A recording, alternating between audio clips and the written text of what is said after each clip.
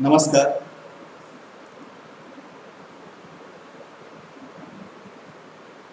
Yesterday we discussed on understanding harmony in the self.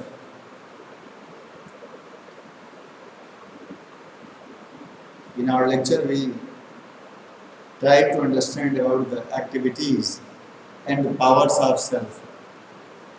यानी कि आत्म में जो गतिविधियां चलती हैं और उन गतिविधियों को ऑपरेट करने के लिए जो सेल्फ में शक्तियां हैं, पावर्स हैं, इन दो मुद्दे पे कल यहाँ पर चर्चा हुई थी। और इस क्रम में हमने जाना कि अगर लगातार अपने ऊपर अटेंशन दिया जाए, ध्यान दिया जाए, तो ये पता चलता है कि हमारे भीतर जो इच्छाएं हैं, ये इच्छाएं ही हमारे व्यवहार और हमारे कार्य को निर्धारित करती हैं। So we should focus on our desires. We should try to understand what are the sources of desires, from where they are coming, where they are emerging, and if we understand about its source and try to control over them, in that case we can operate our behavior freely. हमने देखा कि जो इच्छा विचार आशा है, ये हमारे कल्पनाशीलता, हमारी जो इमेजिनेशन है उसको कंप्लीट करती है, बनाती है किसी भी चीज़ के बारे में। और मनुष्य की तमाम सारी इच्छाएं हैं, मनुष्य की भौतिक इच्छाएं हैं, अभौतिक इच्छाएं हैं, यानी कुछ इच्छाएं ऐसी हैं जो हमारा अभौतिक अस्तित्व है, जो हमारा सेल्फ है, उस सेल्फ से जुड़ी हुई हैं। और कुछ इच्छाएं ऐसी हैं जो हमारा शरीर है, उससे जुड़ी हुई हैं। और शरीर एक भौतिक मटेरियल एग्जिस्टेंस है, तो शरीर से जुड़ी हुई जो आवश्यकताएं हैं वो भी मटेरियल है, वो भी पदार्थ है। और आप एक अमूर्त तत्व है, एक एब्स्ट्रैक्ट फॉर्म में है, कॉन्शियस यूनिट है, तो इससे जो जुड़ी हुई आवश्यकताएं हैं, ये आवश्यकताएं भी अमूर्त हैं। हमने को existence of self and body और हार्मनी इन द सेल्फ के क्रम में जाना कि जो सेल्फ है, इस सेल्फ की जो एक्टिविटीज़ हैं, knowing, assuming, recognising and fulfilling, ये सेल्फ की गतिविधियाँ हैं। और सेल्फ का फॉर्म एब्स्ट्रैक्ट है, वो एक कॉन्शियस यूनिट है, जबकि बॉडी की जो आवश्यकता है वो ब्रीदिंग है, फूडिंग है, उसकी फिजिकल नीड्स है अपनी। और जो उसमें गतिविधियाँ चलती हैं वो चीज़ों को पहचानने की, रिकग्नाइज करने की और फिर उसको पूर्ण करने की, यानी कि दो क्रम में। इस क्रम में जब अपने विचार को डायग्नोस करने की कोशिश की, हमने उसका एनालिसिस करने का प्रयास किया, हमने समझने की कोशिश की, तो ये बात समझ में आई कि इच्छाओं के जन्म लेने के दो स्रोत हैं। एक स्रोत है हमारी प्री कंडीशनिंग और दूसरा सोर्स है सेंसेशन। यानी कि दो स्रोत हैं। एक हमारी इच्छाओं के जन्म होता है हमारी इंद्रिय अनुभूति से, जो सेंसेस है, यानी हमारे कान, हमारे आँख, हमारे नाक, हमारे टंग, हमारी स्किन, ये जो सोर्स ऑफ नॉलेज है, ज्ञान के स्रोत हैं, जो शेष विश्व से, जो आउटर वर्ल्ड है, यही हमको आउटर वर्ल्ड से जोड़ते हैं। तो जो बाहर से ज्ञान प्राप्त होता है, बाहर से जो कुछ भी हम देखते हैं, सुनते, समझते हैं, उसके आधार पर अवधारणाएं बनाते हैं, हमारी इच्छाओं का जन्म होता है। एक तो ये, कई बार आप किसी को भोजन कर रहा है और आप देखिए और आपको भी भोजन की इच्छा हो जाती है, तो यहाँ here you can observe that an external factor is responsible for your desire of food. Your body is not source of desire. एक ये है कि आपका जो शरीर है, आपका शरीर एक सोर्स पैदा करता है कि शरीर आपको इंडिकेटर देता है कि आप भोजन ग्रहण करिए, तो आप भोजन ग्रहण करते हैं, तो इंडिकेटर देता है, वो रिकग्नाइज करता है भूख को, हंगर को, और आप जब पता चलता है तो आप भोजन को प्रोसेस करते हैं और बनाते हैं। और एक है कि एक्सटर्नल फैक्टर है कि कोई चाय पी रहा है, कोई आप मिठाई खा रहा है, कोई कुछ खा रहा है और आपके मन में इच्छा पैदा हो जाए, यानी कि इसमें स्टिमुलस बाहर है, extraneous factor, and that very extraneous factor is trying to give you excitement of that very food। वो आपकी ज़रूरत नहीं है, वो आपकी नीड नहीं है, आवश्यकता नहीं है। क्योंकि आवश्यकता होती तो भोजन तो हम शरीर में करते हैं, और भोजन एक मटेरियल फैसिलिटी है, भौतिक सुविधा है, आवश्यकता है बॉडी के नॉरिशमेंट के लिए, बॉडी के प्रोटेक्शन, बॉडी के यूटिलाइजेशन के लिए बाहरी चीज़ें हैं। तो अब है क्या कि आप बॉडी इंडिकेटर देता है कि भूख लगी है पेट में, तो आप कहते हैं पेट में चूहे कूद रहे हैं, तो शरीर से इंडिकेटर है, तो भोजन की व्यवस्था करना शुरू करते हैं। अब यहाँ आप बाहर से देख रहे हैं, अब करना क्या है, हमको ये देखना है, यहाँ पे बात ठीक ठीक समझिए, हमको ये देखना है कि हमें हमारी जो शरीर की आवश्यकता है उसकी सहज स्वीकृति, नेचुरल एक्सेप्टेंस है। तो अगर शरीर ने इंडिकेटर दिया और आपने भोजन की व्यवस्था किया और आप पोषण के अर्थ में भोजन कर रहे हैं, शरीर के पोषण के अर्थ में अगर आप भोजन कर रहे हैं, इसका तात्पर्य है, इसका मतलब ये है कि आप भोजन ठीक ठाक कर रहे हैं, सही कर रहे हैं, शरीर के लिए वो उचित है। लेकिन अगर आप भोजन के अर्थ में पोषण नहीं कर रहे हैं, टेस्ट के लिए भोजन कर रहे हैं, वो आपकी प्रायोरिटी पे सेट हो गया।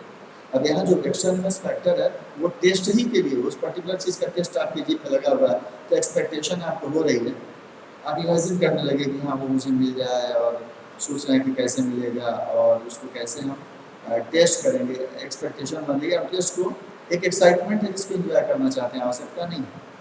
तो आप बाहरी एक्सटर्नल फैक्टर से जो चीज़ बच के आई है उसकी आवश्यकता नहीं है। और अगर आप प्रयास कर रहे हैं तो ऐसी स्थितियों में आपको समस्या का सामना करना पड़ेगा। सहज स्वीकृति नहीं है तो आपको सुख की प्राप्ति नहीं होगी, तो भोजन आपको नुकसान करेगा। लेकिन भूख लगी है, शरीर को आवश्यकता है, आपने भोजन किया तो वो आपको फायदा करेगा। तो इस नाते हमको लगातार ये देखना है कि हमारे विचार प्री कंडीशनिंग में हमारी पुरानी मान्यताएं जो हमको बचपन से सिखाया गया है, जो समाज में मौजूद है, उन मान्यताओं के आधार पर हम निर्णय ले रहे हैं।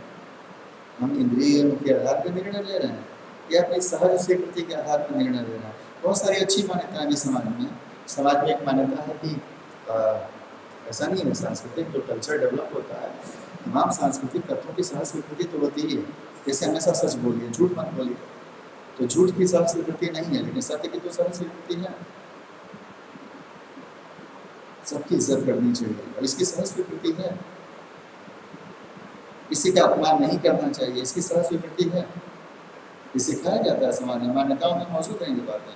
भूखे को भोजन कराना चाहिए, इसकी सहज स्वीकृति है कि एक मनुष्य को, एक आई को दूसरे आई और उसके शरीर के पोषण के अर्थ में सहयोग करना चाहिए, इसकी सहज स्वीकृति है।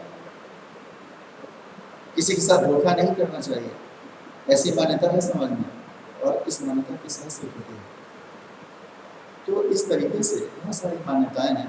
कल हमने इच्छा विचार आशा हमने बताया था आपसे कि जब आप कोई इच्छा करते हैं और प्री कंडीशनिंग से इच्छा हुई तो आप चेक कर लीजिए कि उसका नेचुरल एक्सेप्टेंस है, उसकी सहज स्वीकृति है। और अगर आपने चेक कर लिया, फिर आपने जब इच्छा होती है तो आप ऐसा चित्र आपके दिमाग में बनता है, उन चीज़ों का चित्र बनता है।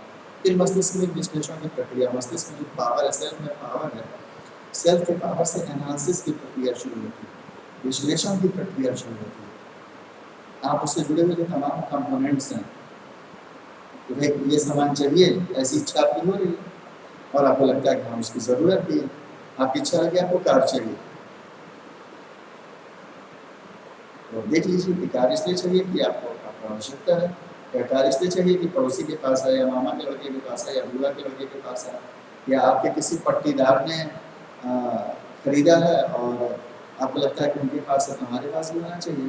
कई बार ऐसा होता है कि आप पड़ोसी से कार मांगने गए, या भाई पट्टीदार से कार मांगने गए और उनका भी हम नहीं देंगे, वो हमको ज़रूरत है, आपको लगा कि उन्होंने क्या मतलब दिया। अब आपने उसको अपनी जिद पे ले लिया और आपने कहा तो हम भी कार खरीदेंगे, और आपने 2 कट्ठा ज़मीन अपनी बेच दी। तो अब ये क्या है, इसकी सहज स्वीकृति नहीं है, क्योंकि आप अपनी आवश्यकता के अनुरूप कार लेने के बजाय उसमें जिद को ज़्यादा प्रायोरिटी है, जिद को ज़्यादा प्रायोरिटी है। पड़ोसी द्वारा किए गए मनाही के कारण आप अपने आप को अपमानित महसूस किए, और उस अपमान से आपने इच्छा ये जन्म हुई कि नहीं अब मेरी पास में कार होनी चाहिए, और कार होनी चाहिए तो चलो अगर ये तय ही हो गया कार होनी चाहिए, तो अपने कौशल से धन उत्पन्न करने के बजाय आपने संचित धन को बेच दिया, आपने अपनी भूमि बेच दी। और इसमें भी कार लेते समय अब तो आपके मन में यही इच्छा रहेगी कार उनसे महंगी आनी चाहिए, तब आपकी प्रतिष्ठा ज़्यादा स्थापित होगी। उनसे बड़ी कार है देखो हम तुमसे ज़्यादा महंगी कार लेके आए। तो स्थितियाँ जिससे खराब बनती हैं। आप अपनी आवश्यकता को डायग्नोस करिए, आपको 5 लाख की कार में काम चल जाए। भाई आपको देख लीजिए कहाँ जाना है, किसके साथ जाना है, अकेले जाना है, 4 लोगों के साथ जाना है, छोटी दूरी की यात्राएँ बड़ी फ्रीक्वेंटली आप करते हैं या फिर लंबी दूरी की यात्राएँ आप बहुत फ्रीक्वेंटली करते हैं, आप ऐसा असेसमेंट कर लीजिए। और ये सब असेसमेंट करने के बाद अगर आप खरीदते हैं तो ये डिस लिया है नेचुरल एक्सेप्टेंस। लेकिन किसी के जिद बस कोई काम करते हैं तो इसकी सही स्वीकृति नहीं है, इसलिए जिद बस काम नहीं करिए तो अच्छा है, क्योंकि वो जिद बस करने से बाद में सुख की प्राप्ति नहीं होती। क्योंकि आप लेके आए 5 लाख की कार, पड़ोसी की 5 लाख की थी, आप 6 लाख की लेके आए, तब तक उसने 12 लाख की खरीद लिया और फिर आप अपमानित हो गए। तो उसके पास महंगी कार होगी, वो भी दिखा कर देखो 12 की खरीद लिया, तुम 12 की खरीद के दिखाओ।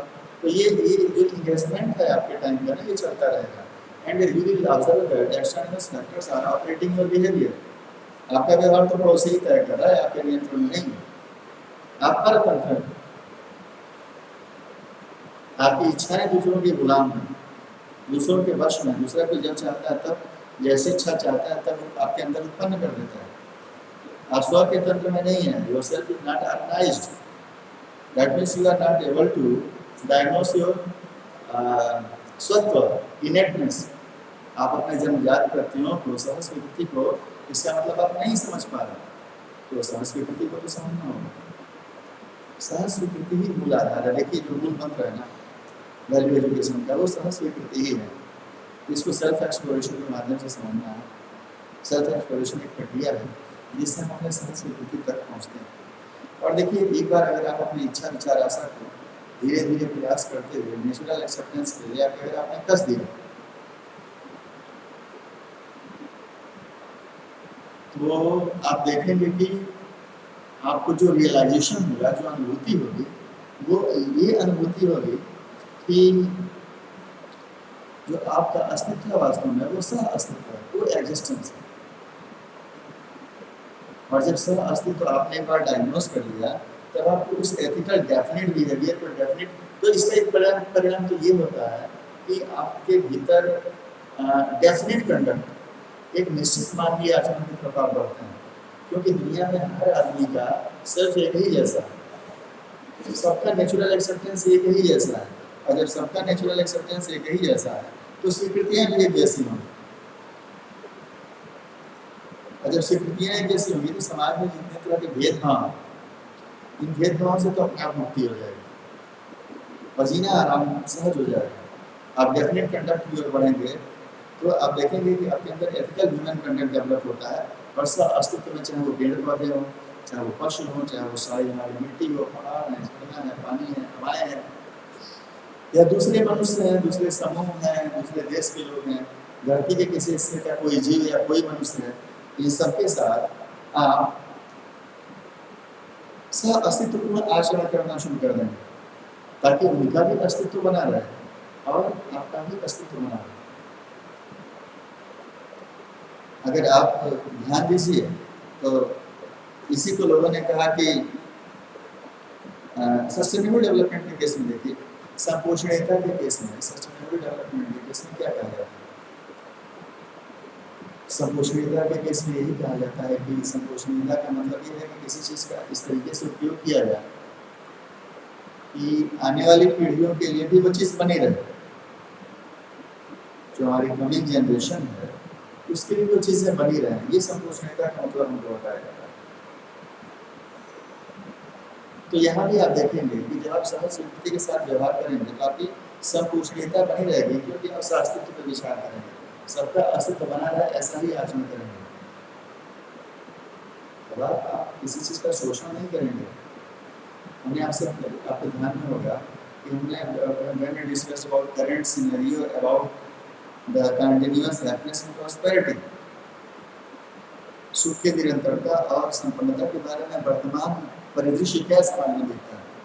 तो पता चला कि हमको 2 कैटेगरी के लोग मिले।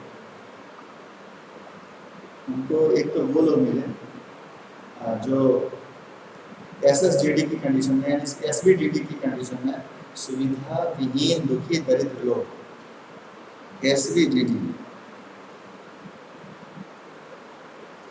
हमको एक लोग मिले एसबीडीडी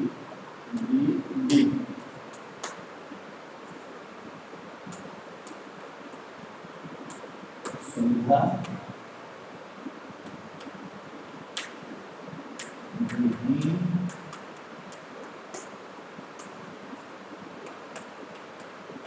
दुखी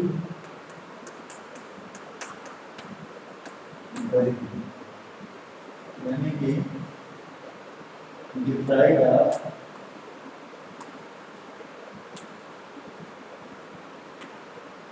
physical facility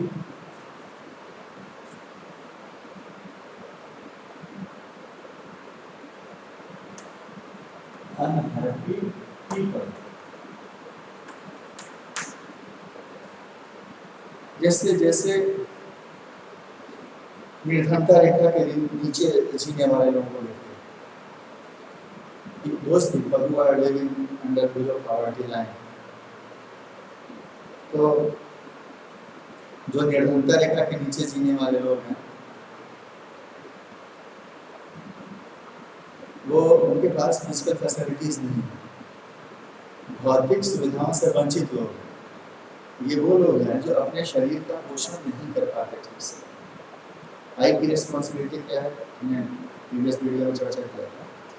the responsibility of I is to nourish the body, protect the body and right utilisation of the body. ये अपने शरीर के प्रति, जब मैंने बताया था कि body is as an instrument of I, यानी कि जो हमारा शरीर है वो एक इंस्ट्रूमेंट है, तो इस इंस्ट्रूमेंट का पोषण, संरक्षण और सदुपयोग ये किसकी जिम्मेदारी है?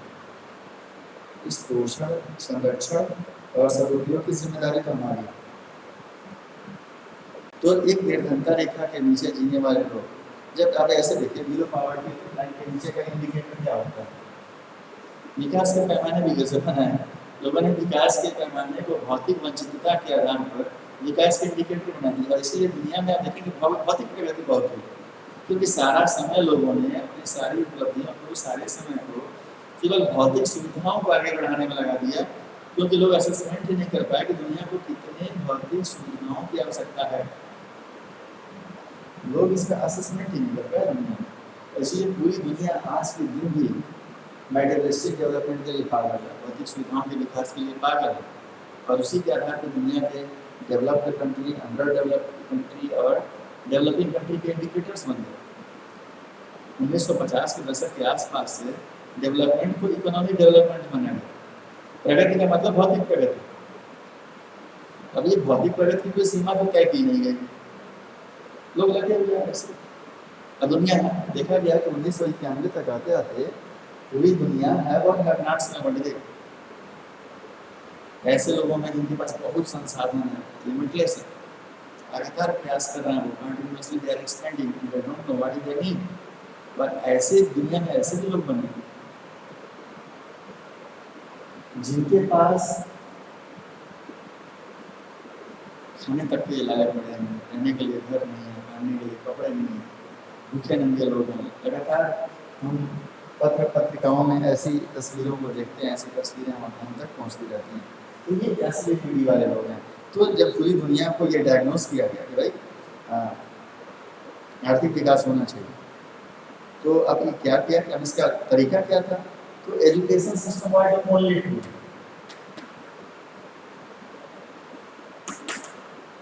हमारा जो शिक्षा व्यवस्था थी, इस शिक्षा व्यवस्था को सीधे सीधे वोकेशनल ट्रेनिंग, व्यावसायिक प्रशिक्षण का आधार मान लिया गया।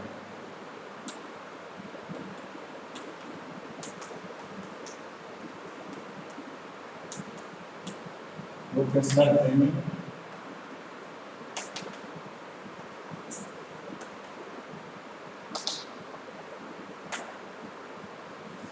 या फिर स्टडी ऑफ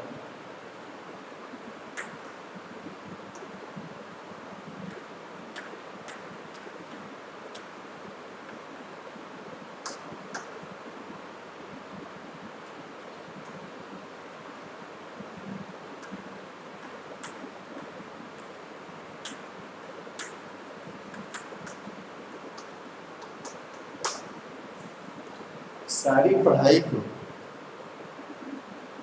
व्यवसायिक प्रशिक्षण ताकि उद्योगों में जाके हम काम करना, या फिर विज्ञान और तकनीकी के ज्ञान पे केंद्रित कर दिया गया। इसको सुपर स्पेशलिटी मान लिया गया विज्ञान और तकनीकी ज्ञान को, ताकि ज़्यादा से ज़्यादा लोगों को नई बन रही औद्योगिक अर्थव्यवस्था में उपयोग किया जा सके। इसीलिए तमाम तरह के लालच दिए गए। अब तो पैकेज वाला सिस्टम चलता है, इतने लाख का पैकेज, इतने लाख का पैकेज, इतने लाख का पैकेज, और पैकेज के पीछे आदमी सुबह से शाम तक पागल है।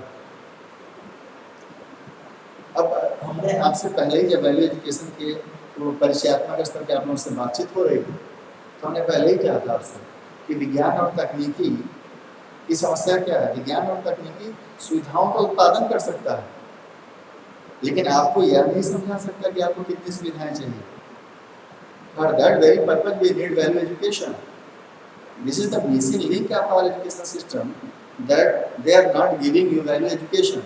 It is only value education can clear the concept of your need and provide you vision to calculate your need, understand your need, and determine the way to fulfill that. किस तरीके से ये निश्चय हो पाया कि किस तरीके से वो पूरा होगा।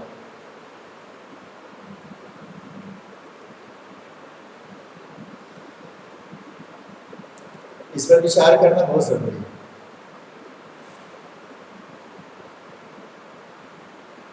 अब शिक्षा व्यवस्था आपको क्या करती है, आपकी शिक्षा व्यवस्था एसवीडीडी से एसएसडीडी में पहुंचा देती है। एसएसडीडी सुविधा संपन्न,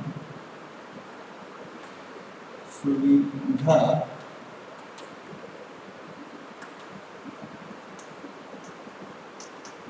संपन्न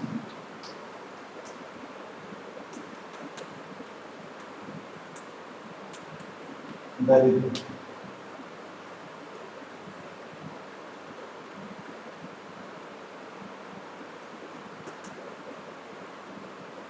Affluent of physical facilities, but still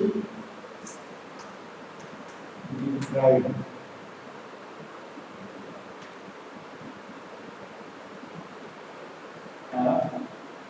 happiness and prosperity। सुविधा संपन्न दुखी दरिद्र लोगों की स्थिति में सुविधा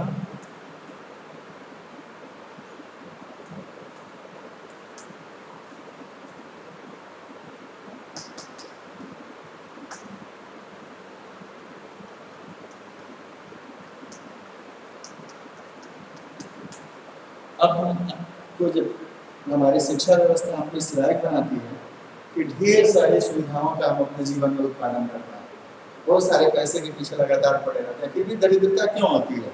क्योंकि प्रॉस्पेरिटी का मतलब है ये इंश्योर करना कि पहले हम अपने ज़रूरतों का असेसमेंट कर लें और फिर उससे इंश्योर करें कि कुछ ज़्यादा अवेलेबल हो जाए। लेकिन यहाँ तो हमने ये असेसमेंट ही नहीं किया। हमको पता ही नहीं है कितना घर चाहिए, हमको ये पता ही नहीं है कि कितने कपड़े चाहिए, कितनी गाड़ियाँ चाहिए, लगातार कमाए जा रहे हैं। और हमारी जब आपको ये नहीं पता है, आप कोई चीज़ पाना चाहते हैं, इसका मतलब आपको उसकी आवश्यकता है, तो इस आवश्यकता का तो कोई अंत ही नहीं है, क्योंकि आपको पता ही नहीं है आपकी क्या आवश्यकता है। और जबकि ऑलरेडी हम असेसमेंट से जान चुके हैं कि भौतिक सुविधाओं की अपनी सीमाएं हैं, लिमिटेड फिजिकल नीड हमको लिमिटेड होती है। शरीर हमारा किसी भी सामान का, किसी भी वस्तु का सीमित मात्रा में उपयोग कर सकता है, उसकी सीमाएं हैं। तो जो सीमित मात्रा में आवश्यक है उसके लिए भाई we are working unlimited from the very beginning of the day to the end of the day we are engaged in producing physical facilities. तो शरीर के लिए तो ये है, और वही हमारा संबंध है, हमारे आत्मा से संबंध है, हमारे अन्य व्यक्तियों से संबंध है। And we are not working for those people because we don't have time. We do not understand the need of feelings. हम भावनाओं की आवश्यकता को और उसकी गहराई को नहीं समझ पाते कि एक व्यक्ति दूसरे व्यक्ति के साथ संबंध को ही तो जीता है। यहाँ तक कि आप अपने शरीर के साथ संबंध को जब नहीं जी पाते हैं तो शरीर में कुछ भी खाने के नाम पे इंटेक लेते रहते हैं, भूख को मारते रहते हैं। भूख मारने के लिए बजाय कोई सॉलिड फूड लेने के चाय पीते रहते हैं, भूख मारते रहते हैं, शरीर को कूड़ेदान बना के रख देते हैं। तो समस्या तो बनी रहती है। तो शिक्षा व्यवस्था क्या करती है? ऐसे सीढ़ी से ऐसी कंडीशन में डाल देती है और समाज की दरिद्रता नहीं जाती, लोगों का पागलपन नहीं जाता, लोगों का पैशनेट, लोग ऑब्सेशन में जीते रहते हैं, ऑब्सेशन अबाउट फिजिकल फैसिलिटीज। इसलिए that is why we are talking about right understanding. तो मैंने क्या कहा था कि एक बार आपको राइट अंडरस्टैंडिंग हो जाएगी, एक बार आपको अस्तित्व का रियलाइजेशन जब हो जाएगा, वो एग्जिस्टेंस का रियलाइजेशन हो जाएगा, तो आप में सही समझ विकसित हो जाएगी। और जब सही समझ आप में विकसित हो जाएगी, आप सही व्यवहार करेंगे, सही समझ के आधार पर आप सही व्यवहार करेंगे, आपका जो कार्य होगा वो ठीक ठाक होगा, तो आपका अनुभव भी ठीक ठाक होगा और आपके अंदर प्रसन्नता और समृद्धि का भाव आ जाएगा और आपके जीवन से दुख चला जाएगा। हम ऐसा मानते रहते हैं कि दुख किसी ने हमको दिया है, नहीं, अपनी नासमझी और मूर्खता के कारण दुख को हमने खुद अपने ऊपर थोपा है। बहुत सारे आपके तर्क हो सकते हैं, हमने जो एक्सप्लोर करने का मेथड बताया था उस मेथड से एक्सप्लोर करते रहिए। आगे भी जो ये चर्चा है ना, तो आगे भी जो बहुत सारी बातें हैं, उन बातों के माध्यम से आपको चीज़ें क्लियर हो जाएगी। तो आप अगर स्वतंत्र होकर एक्सटर्नल फैक्टर के कंट्रोल में जीने की बजाय अगर आपने राइट अंडरस्टैंडिंग के आधार पर आप एक्सटर्नल फैक्टर्स के साथ अपने संबंध को देख के व्यवहार करना सीख लेते हैं, तो आप स्वतंत्र हैं और आप अपने स्वराज्य का विस्तार, अपने सेल्फ एक्सप्रेशन को आप एक्सटेंड कर सकते हैं अपनी राइट अंडरस्टैंडिंग के आधार पे। And you will lead harmony in yourself, you will be agent of establishing harmony in the society also, in the nature also, and in entire existence. But for that very purpose, you must have right understanding about relationship and physical facility. You must have right understanding over your desire, your thought, your expectations. You must continuously do practice to set your desire on the basis of natural acceptance and do thinking according to that and lead to swatantrata, harmony. Now the next point today we will discuss is that is harmony of the self with the body.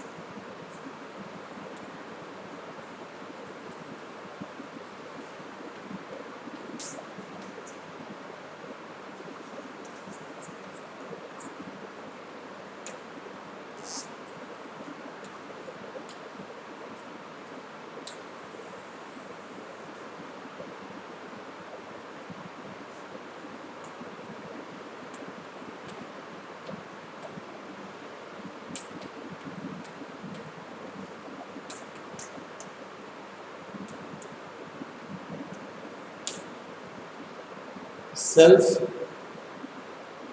Body के साथ कैसे harmony में रहता है, ये एक important aspect है जिसको हमें समझना है।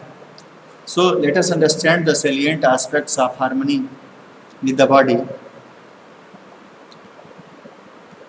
which manifests as संयम on the part of the self and सुविधा on the part of the body. In the light of this harmony, यानी ये जो व्यवस्था है इसकी रोशनी में, we will also revisit the issue of prosperity, the appropriate assessment of physical facilities and the way to their fulfilment. हम जानने की कोशिश करेंगे कि सुविधाओं को कैसे प्राप्त करें और कैसे उसको फुलफिल करें। तो जैसा कि हम लोगों ने आज तक पढ़ा था कि human being is equal to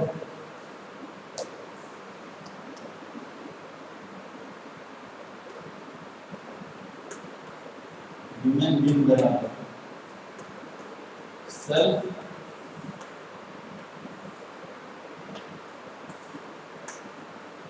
body to existence।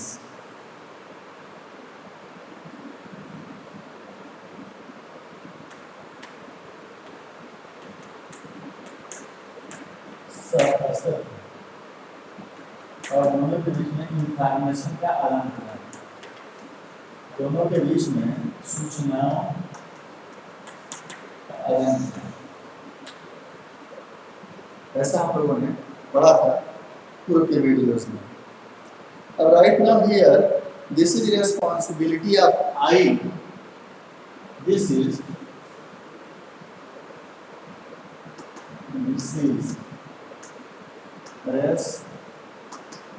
responsibility of I अर्थात self to nurture, protect and utilization of the body। अब ये आत्म की जिम्मेदारी है, सेल्फ की जिम्मेदारी है कि वो शरीर का नर्चर करे, शरीर का पोषण करे और शरीर का सदुपयोग। This is responsibility of self. तो nurture, protection and right utilization, इसका बॉडी, इस शरीर का। तो नर्चर करने के लिए क्या चाहिए? हमको फूड चाहिए, यानी हमको भोजन की व्यवस्था करनी चाहिए। प्रोटेक्शन के लिए हमको क्या चाहिए? क्लोथ चाहिए, शेल्टर चाहिए, आश्रय, कपड़े और आश्रय, कपड़े और आश्रय की आवश्यकता। और क्या चाहिए? राइट यूटिलाइजेशन, यानी कि आप बॉडी, शरीर का सदुपयोग। इसकी जिम्मेदारी कौन लेगा? इसकी जिम्मेदारी लेगा सेल्फ। ये जो मेरा शरीर है मैं इसका पोषण भी करूंगा, इसके लिए भोजन की व्यवस्था करूंगा, ऐसा स्किल डेवलप करूंगा कि उस स्किल के माध्यम से इंश्योर करूंगा, उत्पादन करूंगा, प्रोडक्शन करूंगा कि भौतिक सुविधा मिल पाए और शरीर की सुरक्षा हो पाए, प्रोटेक्शन हो पाए, हम अपने लिए कपड़े को अवेलेबल इंश्योर कर पाए, हम आवास को इंश्योर कर पाए और फिर हम शरीर का सदुपयोग करने के लिए वाहन वगैरह जो उपयोग करना है ताकि हमारी एनर्जी एग्जॉस्ट ना हो, हम इसका उपयोग कर पाए। तो हम इन चीज़ों को इंश्योर करने का प्रयास करेंगे। तो एक मजेदार चीज़ है, एक मजेदार चीज़ है, आप देखेंगे तो पता चलता है कि जो आपकी भोजन की आवश्यकता है that is limited, need of food is limited, भोजन आपको सीमित मात्रा में चाहिए। अब आप ये देखिए कि क्या आप भोजन के लिए सीमित मात्रा में ही अपने आप को इंगेज करते हैं या बहुत ज़्यादा? मतलब आपके पास बहुत ज़्यादा अननेसेसरी खाने पीने की चीज़ें पड़े हुए हैं and you are misusing and you are wasting, is there any condition like that? तो जो अतिरिक्त आपने मेहनत किया वो बेकार है क्योंकि आप कभी उसका उपयोग नहीं कर पाएंगे। क्योंकि जब आप इतना मेहनत से कमाते हैं तो आप दूसरों को बांटते भी नहीं है कि नीडी लोगों को बांट दें, ऐसा मन आपका नहीं बन पाता। नहीं तो आप व्यर्थ में दूसरों से छीन के इकट्ठा ही क्यों करते? आपके पास ज़्यादा होगा तो किसी के पास कम पड़ जाएगा। फिर कपड़े, अब आप कपड़े के मामले में देख लीजिए कि आपके पास जो उपलब्धता है घर में वो पर्याप्त कपड़ों की है कि नहीं, या बहुत ज़्यादा है, और फिर भी इच्छा बनी ही रहती है कि और खरीद लें, होली में, दिवाली में, दशहरे में, ईद में, क्रिसमस में, तमाम पर्वों पे आप कपड़े खरीदते ही रहते हैं बिना ये सोचे समझे कि आपको उसकी आवश्यकता है कि नहीं है। तो दैट इज वेस्टेज। घर में किसी कोने में आजकल अगर आप देखेंगे ना तो घर कपड़ों का कूड़ेदान बन गया है बहुत सारे लोगों का घर। जब वो दिवाली में या किसी त्योहार पे घर की सफाई करते हैं तो लोग परेशान हो जाते हैं, साफ करने वाला आदमी परेशान हो जाता है। इतने कपड़ों को तो 2-4 दिन पहन के आप भूल चुके होते हैं कि हाँ मुझे इस कपड़े की आवश्यकता थी, अरे ये कपड़ा तो मैंने खरीदा था पहनने के लिए और भूल गए, इतने कपड़े आपके पास। तो अगर आपको एक बार एहसास हो जाए ना कि आपके पास पर्याप्त मात्रा में भोजन की उपलब्धता है, पर्याप्त मात्रा में कपड़े हैं, और गाड़ियों के मामले में भी आपको ये लग जाए कि हाँ हमारे पास इतनी मात्रा में गाड़ियाँ उपलब्ध हैं कि हमारा काम चल जाएगा। अगर आपको इसका बोध हो जाए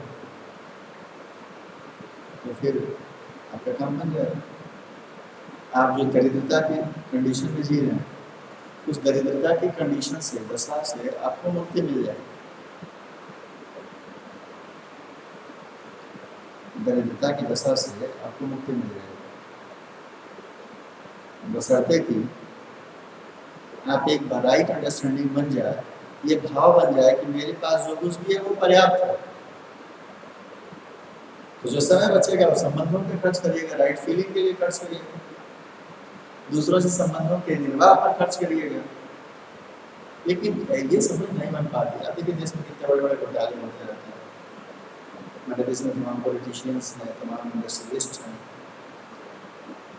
तमाम सीनियर स्टार्स हैं,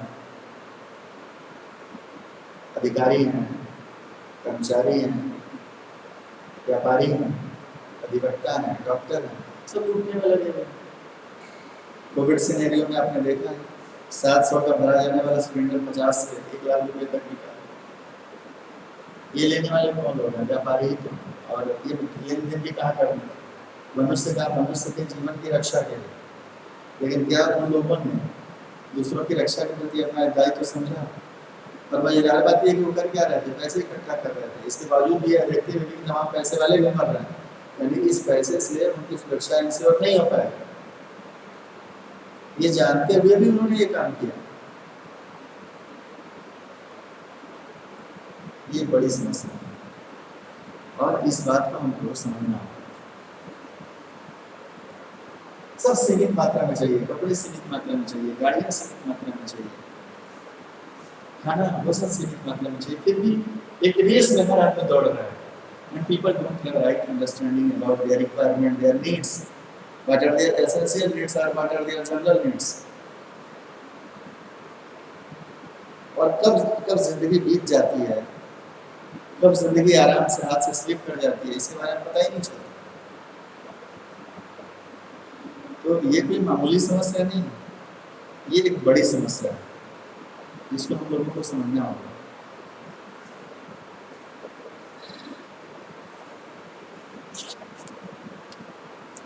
अब एक बड़ा तर्क है, बड़ा मामला है जिस पर हम सब लोगों को गंभीरता से विचार करना होगा कि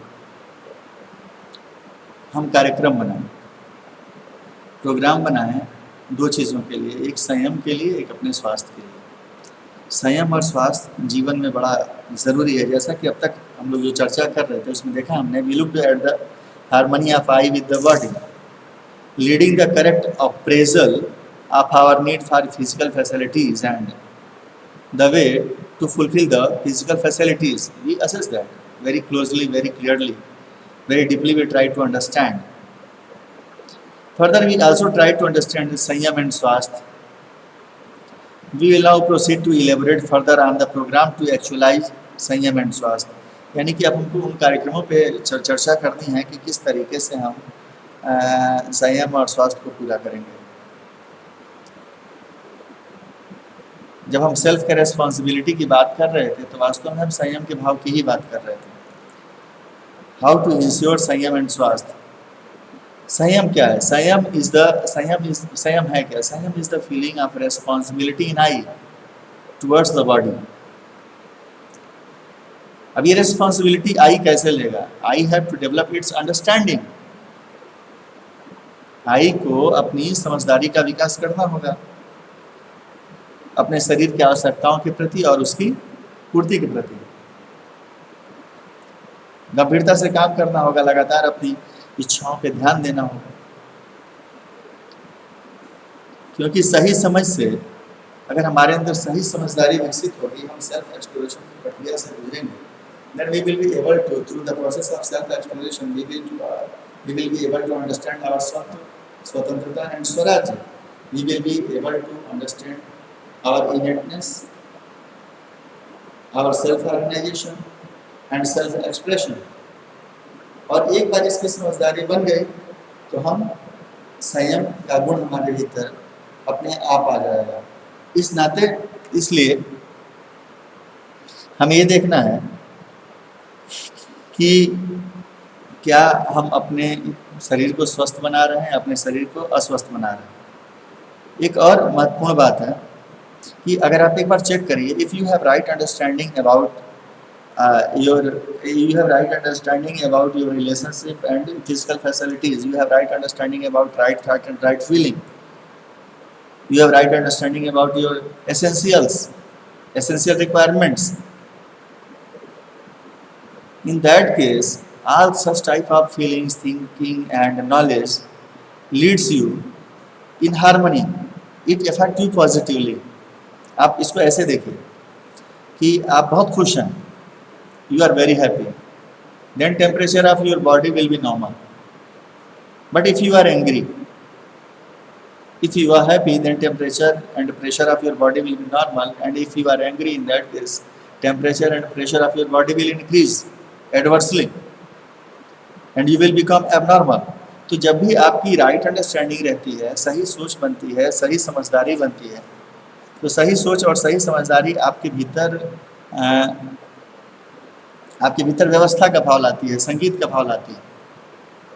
तो इसलिए हमने पिछले लेक्चर में कहा था कि नर्चरिंग ऑफ द बॉडी, जो आपका पोषण है, इस पोषण को जिम्मेदारी के पूर्वक लीजिए। जब भी कुछ इंटेक लीजिए, इंटेक लेते समय हमेशा कंटिन्यूअसली आपका इस बात पे ध्यान बना रहे, ये मेरे पोषण के अर्थ में।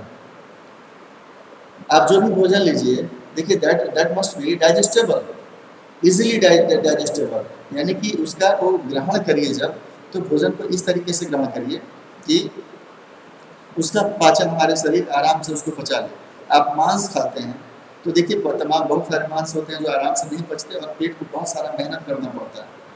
बहुत सारे गरिष्ठ भोजन जिसको कहते हैं, बहुत ज़्यादा फैट वाला भोजन, बहुत ज़्यादा मसाले वाला भोजन जिसको गरिष्ठ कहा जाता है। आप ऐसा भोजन ले लेते हैं और बॉडी को उसको पचाने के लिए इतनी मेहनत करनी पड़ती है कि अगले दिन भोजन करने के बजाय ऊर्जास्वित फील करने के बॉडी एग्जॉस्टेड फील करती है, आपका शरीर एग्जॉस्टेड फील करता है,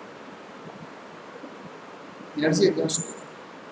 तो एक तो जो भी भोजन हो पोषण के अर्थ में हो, जब आप शरीर नर्चर ऑफ द बॉडी आप इस तरीके से करें कि पोषण के अर्थ में हो और उस भोजन का इंडाइजेशन हो जाए, ठीक।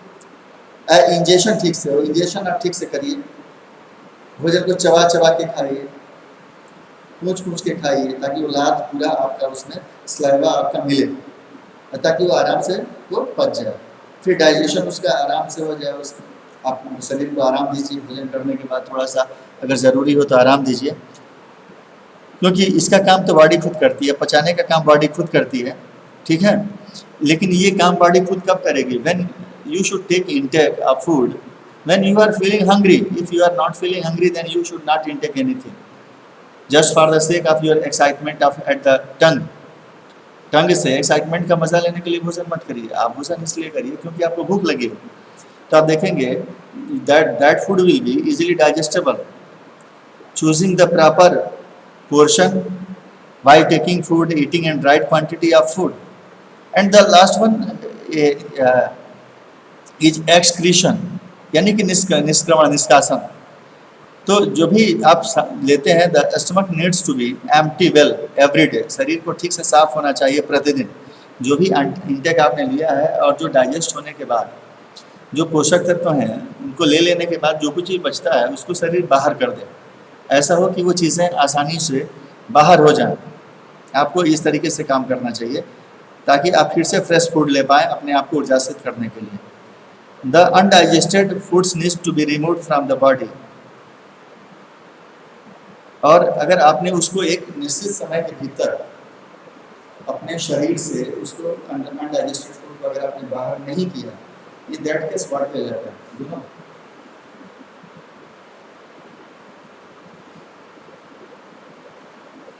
अगर इंडाइजेस्टेड फूड को अगर आपने सही समय पर बाहर नहीं किया तो वो आपको क्या गैस बनेगा, बैड स्मेल आएगी, अंदर घाव होने शुरू हो जाएंगे, लीवर की समस्या शुरू हो जाएगी, गैस की समस्या शुरू हो जाएगी, कई तरह की व्याधियाँ, दर्द की समस्या शुरू हो जाएगी, आप ठीक से काम नहीं कर पाएंगे, ठीक से बैठने मुश्किल होगी, हड्डियों में दर्द होगा, मतलब you will not feel free to do any work, you will not feel free to utilize your body in the right way.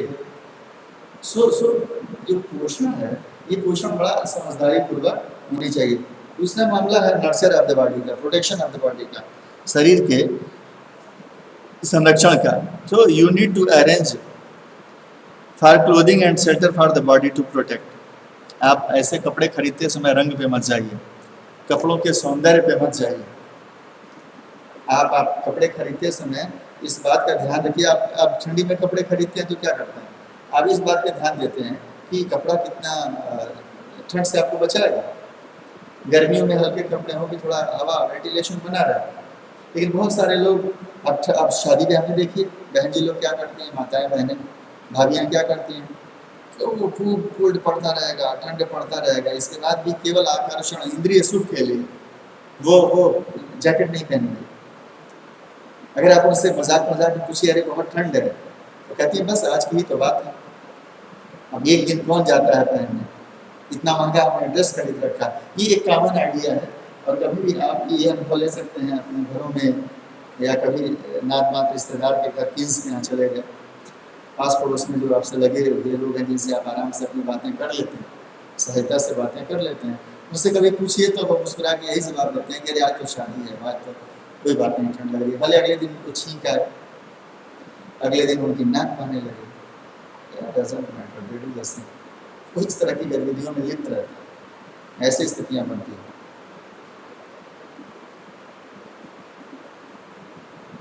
तो समस्या तो है ही है, इसमें कोई दो राय नहीं है। तो show you should proper upkeep of your body and this includes proper rest and momentum of the body, labour श्रम। तो आहार विहार आपका ठीक होना चाहिए संरक्षण के लिए, बॉडी को प्रोटेक्ट करने के लिए।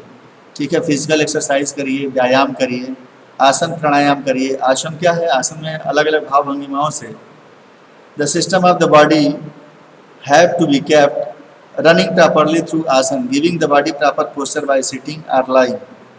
बॉडी को लेट के या बैठ के प्रॉपर पोस्चर दीजिए ताकि उसका मोमेंटम बना रहे। और through pranayama what we do, through pranayama we do breathing exercise. बहुत सारे जो गुरु हैं वो ब्रीदिंग एक्सरसाइज को बड़ा इंपॉर्टेंस देते हैं और लोग लगातार ब्रीदिंग एक्सरसाइज करते रहते हैं। सांस लेना, सांस छोड़ना, सांस लेना, सांस छोड़ना, प्राणायाम करते रहते हैं, कपालभाति करते रहते हैं, बहुत सारी योगिक क्रियाएं हैं जो आप करते रहते हैं ताकि, क्योंकि ब्रीदिंग बड़ा इंपॉर्टेंट है। ऑक्सीजन का लेना, सांसों का लेना, सांसों का ठीक से चलते रहना, फेफड़े का साफ सुथरा होना, मजबूत होना। आपने देखा कोरोना के आक्रमण से जो चीज़ डैमेज हुई वो हमारा फेफड़ा ही था सबसे पहले, और फिर वो पूरे बॉडी को कैसे डैमेज करता था, रक्त के थक्के जम जाते थे, रक्त प्रवाह बंद हो जाता था, लोगों की मृत्यु हुई। तो आसन प्राणायाम अगर आप करें तो आपकी सुरक्षा इससे संभव है। फिर ट्रीटमेंट, उपचार of the body, treatment of the body. The body may get unhealthy at times, कई बार शरीर बीमार हो जाती है।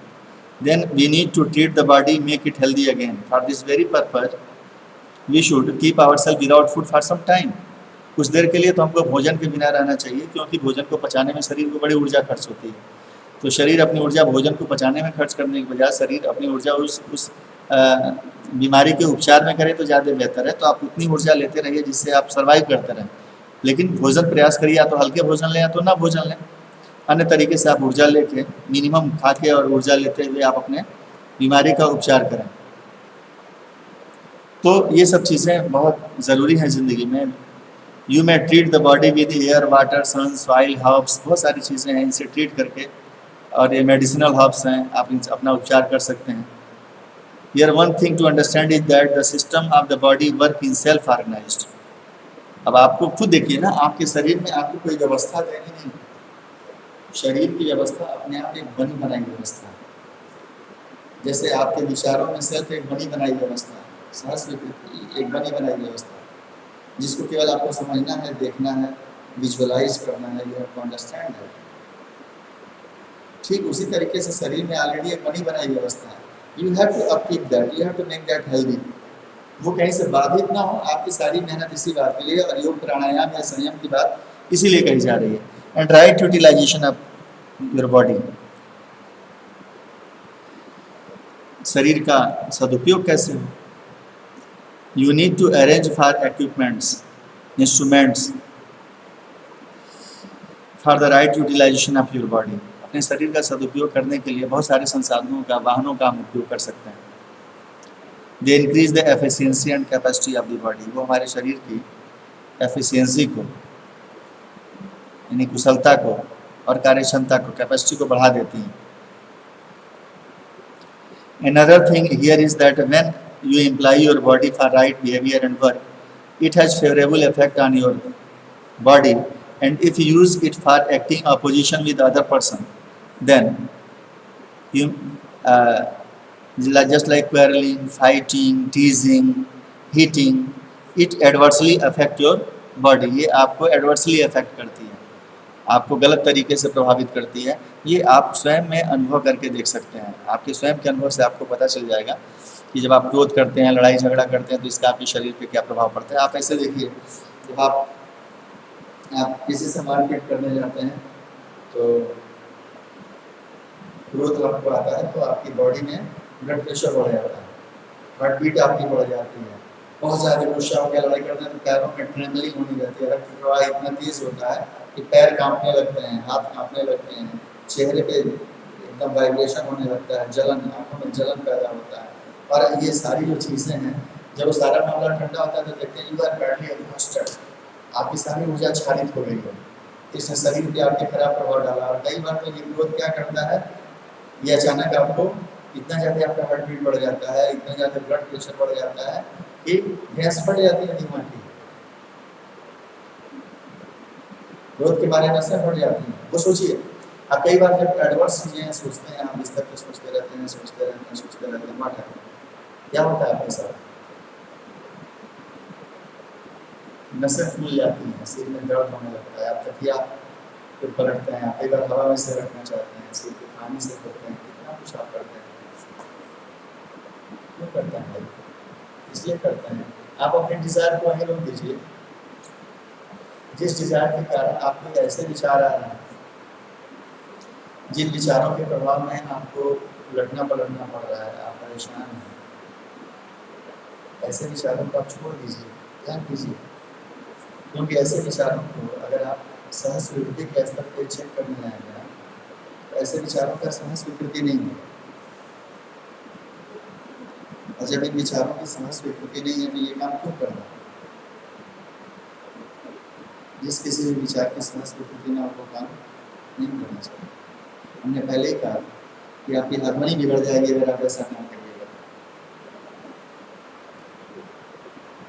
और रात भर अगर आप चिंता में रहेंगे तो आप देखेंगे आपका भोजन भी ठीक से डाइजेस्ट नहीं होगा, भोजन ठीक से पचता नहीं, क्योंकि भोजन के पचने के लिए आई को रिस्पॉन्सिबिलिटी लेनी पड़ती है, अपने आप को शांत रखना पड़ता है, अपोजिट विचारों से दूर रखना पड़ता है। इसका एडवर्स इम्पैक्ट आपकी बॉडी पे होता है, दुष्प्रभाव आपके शरीर पर पड़ता है, और शरीर को इन दुष्प्रभाव से बचाना आपकी महत्वपूर्ण जिम्मेदारी है। That is very important responsibility.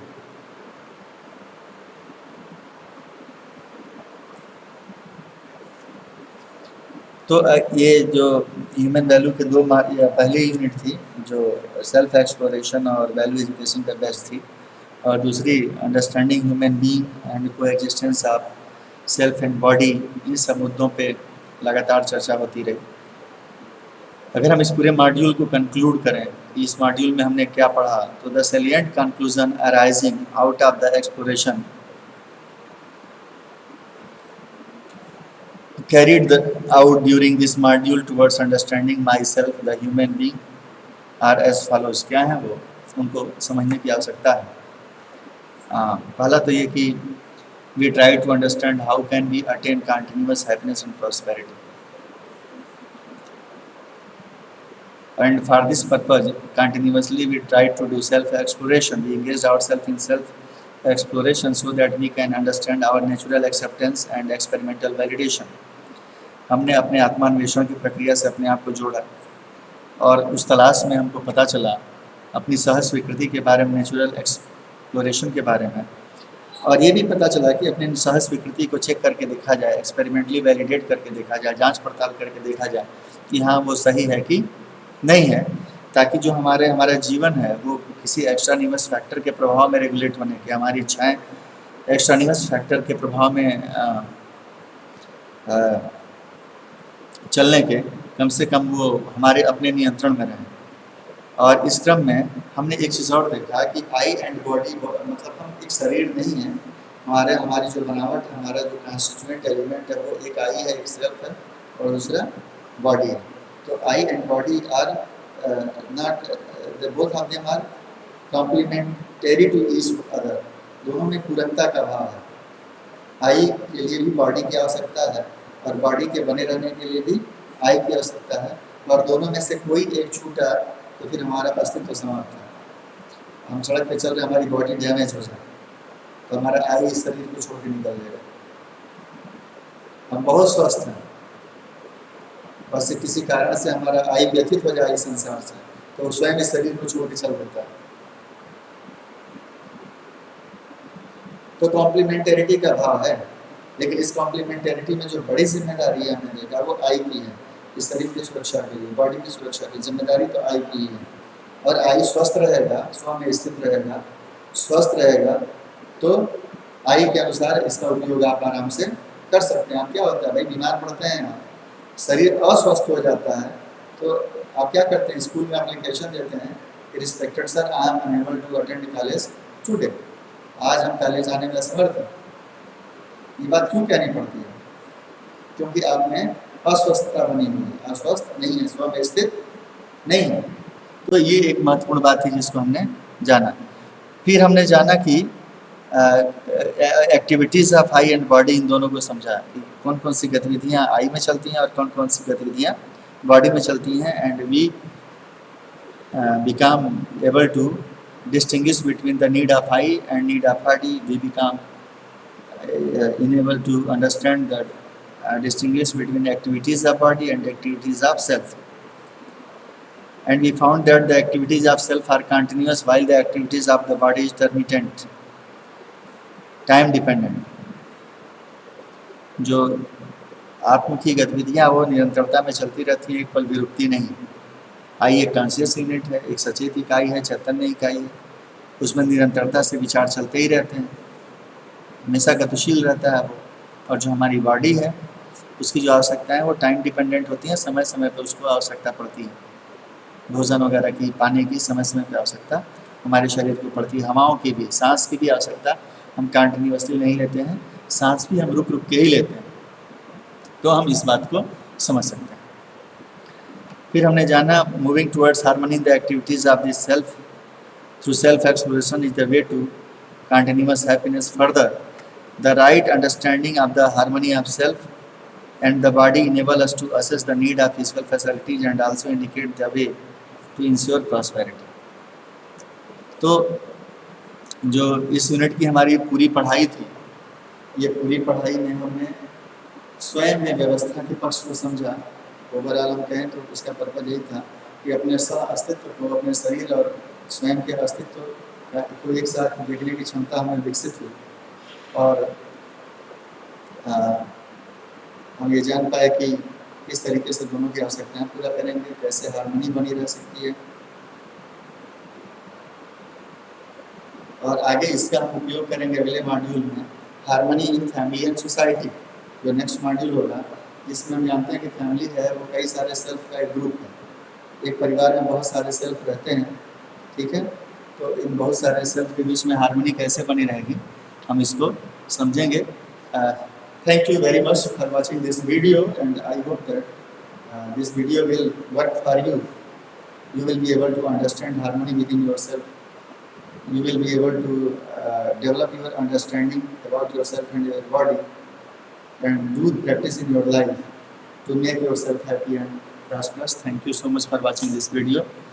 See you again in the next video, which is dedicated to harmony in the family and society.